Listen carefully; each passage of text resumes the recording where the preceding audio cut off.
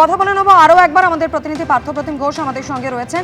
পার্থপ্রতিম, এখান থেকে জানতে চাইবো, প্রথমে এই মামলার তদন্তভার বিধাননগর সাইবার সেল নিয়েছিল, তারপর সেই তদন্তভার গেল সিআইডির কাছে। পুরো ঘটনাক্রমটা যদি একবার আমাদের বলো। দেখো, এই যে ঘটনাক্রম সেটা হচ্ছে অভিযোগকারী প্রথমে অভিযোগ করেন হচ্ছে বাগুইআটি থানা, এবং তার পরবর্তীকালে সেই বাগুইআটি থানার তরফ থেকে এই যে অভিযোগটা, সেই অভিযোগের পর তারা মনে করেন যে সাইবার পিএসের উপযুক্ত মামলা। বিধাননগর সাইবার পিএস তারা হচ্ছে এই মামলা তদন্তভার গ্রহণ করে 4টি ধারা মামলা হয়, যার মধ্যে 3টি ধারা হচ্ছে অভিষেক বন্দ্যোপাধ্যায়ের বিরুদ্ধে, সেটা হচ্ছে জামিন অযোগ্য ধারা। অভিষেক বন্দ্যোপাধ্যায় এর পরবর্তীকালে হাইকোর্টের দ্বারস্থ হয়েছে। হাইকোর্টের তরফ থেকে বলা হয় যে এই মামলায় অভিষেক বন্দ্যোপাধ্যায়কে সহযোগিতা করতে হবে। তার পরবর্তীকালে সেই মামলায় আমরা দেখলাম অভিষেক বন্দ্যোপাধ্যায় এই মামলা গ্রহণ করলো হচ্ছে সিআইডি জানো যে ইতিমধ্যে 2টি মামলাতে দুবার তলব করেছে। একটি মামলায় সেটা হচ্ছে সই জালিয়াতি মামলা। সিআইডি আজকে তলব করেছে হচ্ছে এই যে বিধানসভা ভোটের সময় উস্কানিমূলক মন্তব্য, সেই মামলা। গতকালকেও দেখেছ ইডি অভিষেক বন্দ্যোপাধ্যায়কে তলব করেছিলেন হচ্ছে প্রাথমিক নিয়োগে দুর্নীতির সেই মামলাতে। অর্থাৎ তুমি যে কথা বলছিলে যে আইনি প্যাচ, এবং সেই আইনি প্যাচ কিন্তু ক্রমশ শক্ত হচ্ছে। এবং পরপর আমরা দেখেছি বৃহস্পতি, রবি, সোমের পরে মঙ্গলবার পরপর 3 দিন ধরে অভিষেক বন্দ্যোপাধ্যায়কে হাজিরা দিতে হচ্ছে বিভিন্ন এজেন্সির কাছে। সিআইডি দপ্তরে দুবারের হাজিরা দিয়েছেন, আজকে তৃতীয়বারের হাজিরা। গতকালকে আমরা দেখেছিলাম ইডির দপ্তরে হাজিরা। একের পর এক মামলা, এবং সেই মামলার আজকের যে মামলা, সেই মামলায় অভিযোগকারী যেটা বক্তব্য, যেটা গুরুতর অভিযোগ করেছেন, সেটা হচ্ছে অভিষেক বন্দ্যোপাধ্যায় ভোট প্রচারে গিয়ে যে বক্তব্য রাখছেন, সেই বক্তব্যের পরে বিরোধী থেকে শুরু করে সাধারণ মানুষের মধ্যে একটা ভয়ের পরিবেশ তৈরি হয়েছিল যে 4 তারিখ অর্থাৎ যেদিন বিধানসভা ভোটের নির্বাচনের ফল বেরোবে, সেই দিন হচ্ছে ডিজের মন্তব্য করেছিল, এবং সেই ডিজে মন্তব্য যে উদ্দেশ্যে করা হয়েছিল, তার পরবর্তীকালে সেই বক্তব্য বিভিন্ন জায়গায় ভাইরাল হয়েছিল।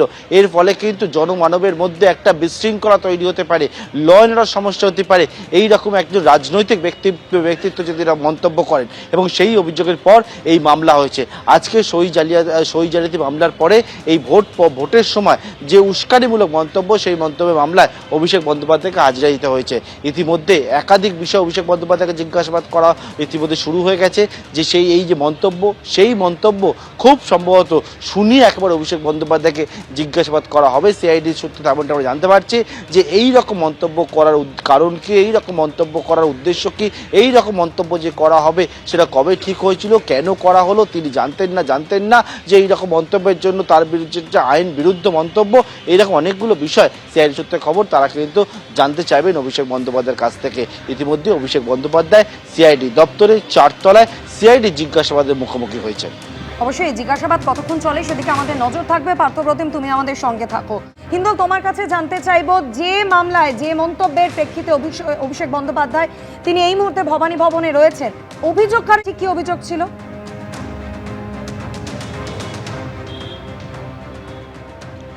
একেবারেই অভিযোগকারী রাজীব সরকার, তিনি আজও ভবানী ভবনে এসেছিলেন, তুমি দেখতেই পেলে কিছুক্ষণ আগে তার সঙ্গে আমরা কথাবার্তা বলছিলাম।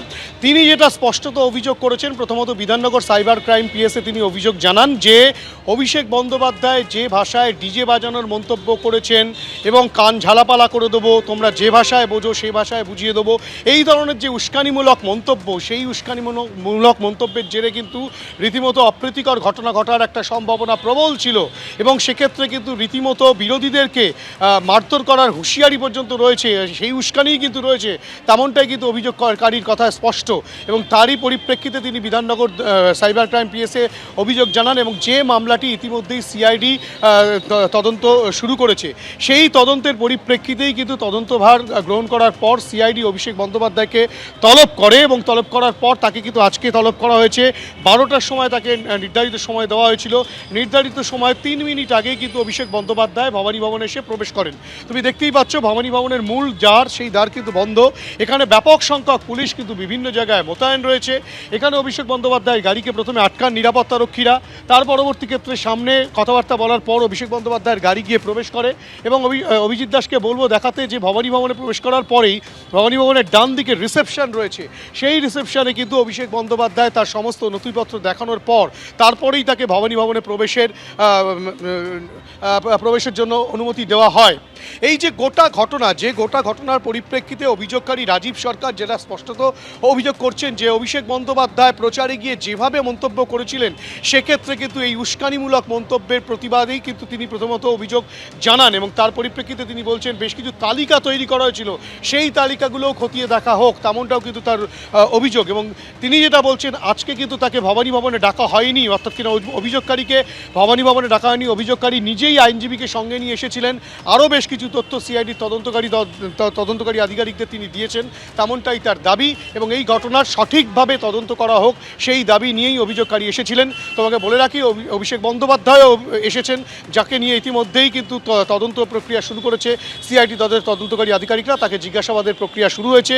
তিনি কি মন্তব্য করেছিলেন, কেন করেছিলেন, কার কার উদ্দেশ্যে সেই মন্তব্য করেছিলেন, কী তালিকা তৈরি করা হয়েছিল, সমস্ত বিষয়টাই কিন্তু খতিয়ে দেখা হবে, তেমনটাই সিআইডি সূত্রে খবর। একদমই হিন্দল, তুমিও আমাদের সঙ্গে থাকো, আপনাদের শোনাবো মামলাকারীর ঠিক কি বক্তব্য। একজন এমপি বা এমএলএ ভোটের সময় যখন পারদ মারাত্মকভাবে উত্তপ্ত হয়ে রয়েছে, সেই সময় কোনোভাবে কোনো এমপি, যে কোনো এমপি বা যে কোনো এমএলএ, তারা এইরকম ভাষণ দিতে পারেন না, যে ভাষণে সমাজে অস্থিরতা তৈরি হয়। তো আমরা সেই অভিযোগটা আমরা করেছি এবং আমরা তার প্রমাণও দিয়েছি। আজকে আমরা এসেছি ভবানী ভবনে, তার কারণ হচ্ছে 17/5 আমরা একটা নতুন এভিডেন্স দিয়ে আমাদের একটা অ্যাডিশন অফ সেকশন এবং একজনকে অ্যাকিউজডকে আমরা নতুন করে অ্যাড করার জন্য চিঠিটা দিয়েছিলাম বিধাননগর সাইবার ক্রাইমে। সেখানে রিজু দত্তের নাম আছে। রিজু দত্ত একটি তার ভাষণে ক্লিয়ারলি বলে দিয়েছেন এবং আমরা সেই এভিডেন্স জমা করেছি। প্রচুর ঘরবাড়ি পোড়ানো হতো এবং প্রচুর মানুষ মারা যেত। আমরা সেই বিষয়টাই আজকে ভবানী ভবনে আমরা, যিনি আইও আমাদের, উনি আজকে এখানে আছেন, এবং যিনি এডিজি সিআইডি, তাকে আমরা এটা পুনরায় আমরা একটা আবেদন জানাতে এসেছি যে যদি ওনারা এটাকে না দেখেন তাহলে আমরা আগামী দিনে কোর্টে যাব। এবিপি আনন্দ, এগিয়ে থাকে, এগিয়ে রাখে।